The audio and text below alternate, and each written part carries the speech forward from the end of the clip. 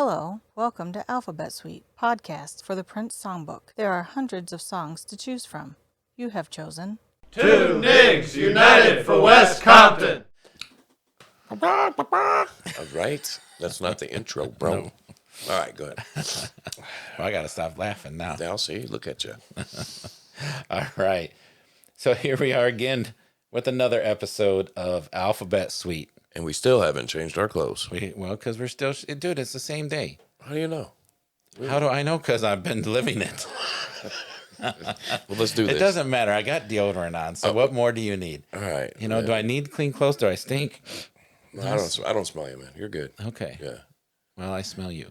I can't get over my odor to get to yours. So You smell like Axe, the new Axe Axe body spray. rocks. That's Axe's old man body spray. You know that, Yeah, right? but it's not the body spray. It's just the bath wash. You know? Oh. I don't use a spray. I don't like that. Maybe you should. But maybe it's a little stronger. That's a little- don't old lady it though, because I don't want to like walk through a cloud. Oh, You know. yes. Anyway, so this episode, we are going to be discussing two Nigs united for West Compton. Am I allowed to say that as a white guy? Did you just say that? Can I use that word? I don't know. I mean, it's the song. So It's a song, and I'm not trying to be derogatory. No, You know. So it's all good. anyway, My kids are half mixed. Like half mixed. yeah, half mixed. It's not what I meant to say, What but is half mixed? dude, I meant to say You meant to say your kids are half black? Half black, These kids that's- that watched iCarly? yes. The kids that watched Yeah, iCarly? the kids, yeah. The kids. The half-mixed black kids that watched we iCarly. we are good. Let's get back to this. We're all good. We're all good? Are you Yeah. sure? Two Nigs united from West Compton. So, this song almost didn't make it out because this was on, I don't know if you remember, I'm sure you do, but you out there, the whole Black album. Remember the Black album? Yes. I know we're going to show our age here some more. I don't know how much more we can. But back right before Love Sexy, Prince was going to... So Love Sexy was right after Sign of the Times. And Sign of the Times is arguably one of his most critically acclaimed and commercially successful albums. It really was. It was a great album. Mm-hmm. And it was a double album, which was really daring at the time to put that out. But anyway, after he comes off that success, he was going to do this thing called the Black Album. And the Black Album was going to be, there was going to be just solid black. There's going to be no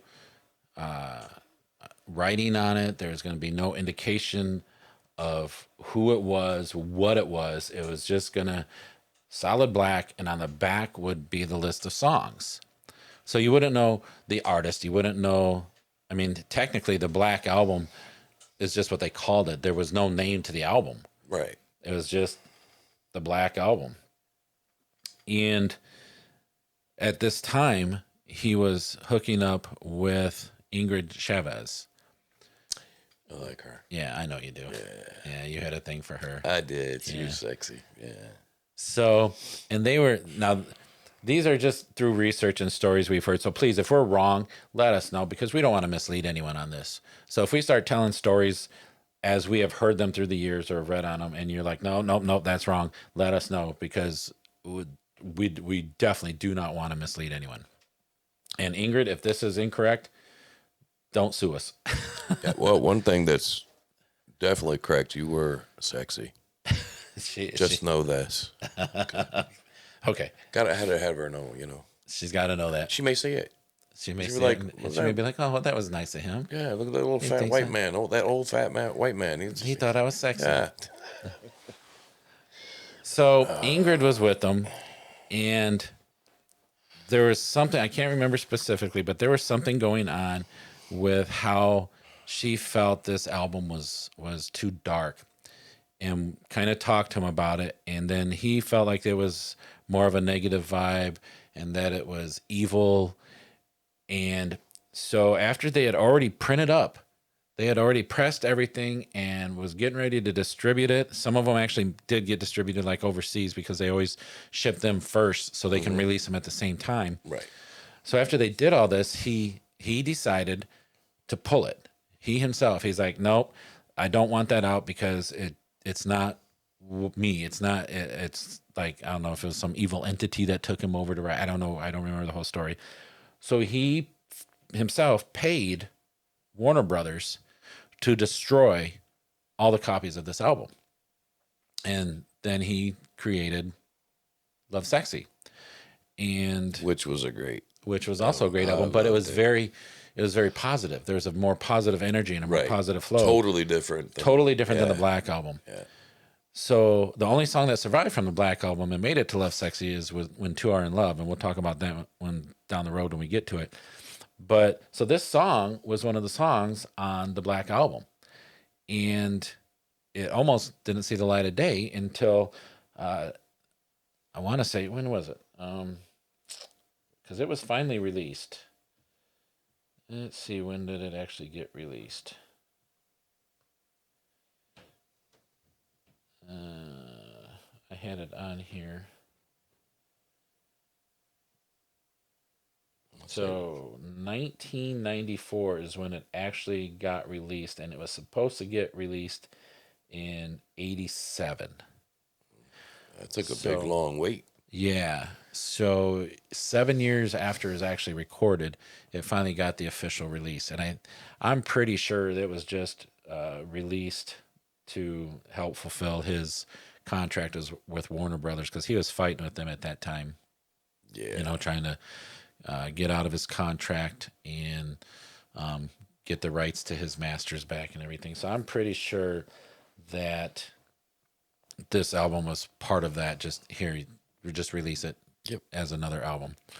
But so it almost didn't make it out on the market. It's really kind of a if you've ever listened to Prince's Madhouse stuff, he had this side hustle that he did kind of in the same vein as this, where he just put it out as Madhouse and didn't say he was involved in it at all. But it's like this jazz infused funk kind of song, you know, with a lot of horns and things like that. So it's really in the same, and I think right around that time is also when the Madhouse albums were coming out. I think you're correct. Yes. Yeah. So yeah, it was very jazzy, funky. Enjoyable. It's enjoyable. Yeah. One of my favorites? No, not really. Yeah. I mean, I can take it or leave it. As excited as I was to finally hear the Black Album, I will say I wasn't as impressed as I thought I would be. Yeah, because all the hype that was all the hype behind it. Yeah. I think you get so hyped to hear this, and I really did think that Love Sexy was a better album. Oh yeah, by far a better album. My favorite song is on that album. I know it is, and we'll talk about it. Yeah, buddy. Well, you're gonna leave everyone in suspense for now, though. Yes, we are. So, but there are two released versions of this song. You got the Black Album one, of course, which is studio version, and then on One Night Alone Live, one of the discs is called The After Show, and he performed it live on there. However, according to my research, there's two unreleased versions of the song that, again, I've never heard. I'll have to kind of go through some of my unreleased stuff that I have and see if I can find. I haven't had a chance to search for that. So there are two unreleased versions, according to what we found, you know, and you got to remember that this research is difficult because when you're researching stuff that's unreleased, you're relying on a lot of sketchy information because it's people who have worked with Prince who said, hey, I saw that song or I heard that song, or someone who, you know, stole his music and was doing things that as people he trusted to help keep things secure and safe, that we're actually coming out with this information with a lot of it, you know. And you can he did talk about some of it. He would, you know, people would talk about some of it. There are, like, as I said before, he registered names of songs. I mean, there's other legitimate ways that some of this information got out, but a lot of the information and the songs that got out were just because from people, stabbing them in the back, kind of. So And I think that probably played a lot in his way of thinking sometimes with, his music and like, this is my music, no, you ain't, gonna copy this, you ain't gonna cover that kind of thing. why he was so protective of it all. Yeah, and he's got It to could like be. control so much, Well, he was definitely a control freak. Oh yeah. I mean, you look at it, he was definitely a control freak, but he made so much. And, I see both sides. I do not ever think you should stab someone in the back and steal from them No, like that. never. However, I understand, as a Prince fan myself, wanting to hear what he's done because he was a genius. Mm-hmm. And a lot of the stuff that he never released was amazing. Yes. So I kind of walked that line of feeling guilty for buying it, but feeling glad that I had it. Right. You know what I mean? Yeah. It was really weird. If anything good came from his passing, which to me, I still miss the guy. I think of all the songs we'll never hear now that he won't create. But we're starting to see the music flow out that we never got to hear before in true form, because a lot of the quality of the bootlegs that were out there was horrible. Yep. It's not something you're going to stick into your radio, your CD player or something and play because it's just to give you an idea of what the song sounded like.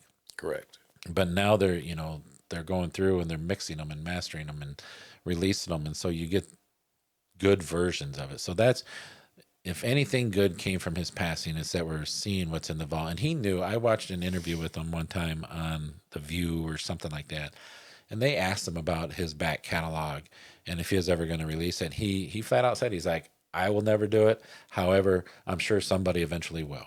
So he knew it was coming. Right. And he wasn't mad about it. He didn't say, I don't want him to. He just said, I know someone's going to do it. So whether he was okay with it or not, he understood that this is what's going to happen. And I think as long as you respect him and the way you do it, I mean, a lot of people say, well, just by releasing it, you're not respecting him. He knew it was going to happen. He understood everything. So anyway, this is the first song that I was able to find that someone did something with. There is a sample of this song that someone used, and I can't remember now. I should have wrote that down. The guys who did it. I'll have to, we'll put it in the notes below. You'll see. Yes. But so they didn't remake the song. They didn't cover it. They just sampled the drum beat. And when you first listen to the song, it's just music, just like that is. It's just music, music, music, music. You got to wait till the last minute of the song before you get to it.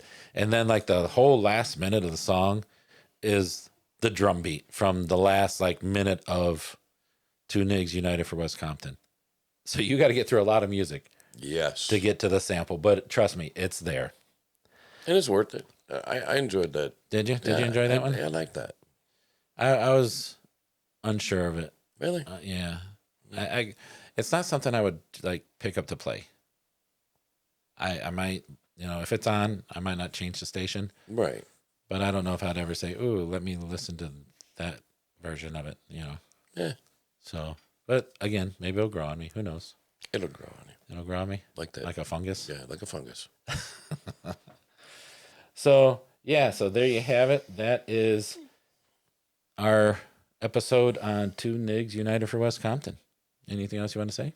Not at all. No? I'm You're good? good. You are good. So until next time, peace. Peace.